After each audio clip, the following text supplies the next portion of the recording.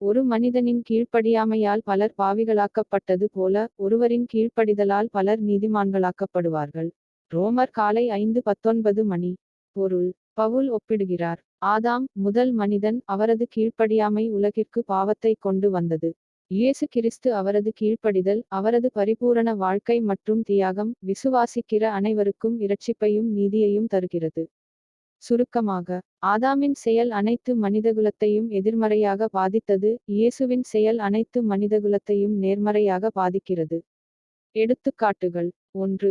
குடும்ப பாரம்பரிய உதாரணம். ஒரு தந்தை ஒரு பெரிய தவறைச் செய்கிறார் என்று கற்பனை செய்து பாருங்கள், அவர் திருப்பிச் செலுத்த முடியாத ஒரு பெரிய கடனை வாங்குவது போல. அவரது முடிவால் முழு குடும்பமும் பாதிக்கப்படுகிறது. அவர்கள் தங்கள் வீட்டை, சேமிப்பை, பாதுகாப்பை இழக்கிறார்கள். இது ஆதாமின் கீழ்ப்படியாமை போன்றது, அனைவருக்கும் விளைவுகளை ஏற்படுத்தும் ஒரு முடிவு. பின்னர், மகன் கடினமாக உழைக்கிறான், கடனை திருப்பிச் செலுத்துகிறான், குடும்பத்தை மீண்டும் கட்டுகிறான், அவர்களுக்கு ஒரு புதிய வாழ்க்கையைத் தருகிறான். இது இயேசுவின் கீழ்ப்படிதல் போன்றது, ஒரு நபரின் சரியான செயல் பலருக்கு ஆசீர்வாதத்தை கொண்டுவருகிறது. 2. தொற்று நோய் vs.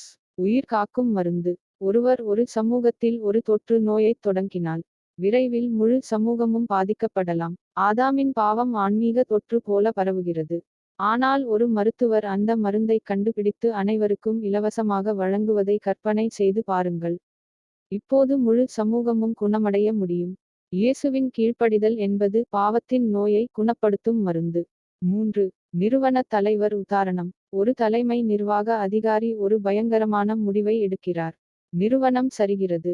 ஆயிரக்கணக்கான ஊழியர்கள் வேலை இழக்கிறார்கள்.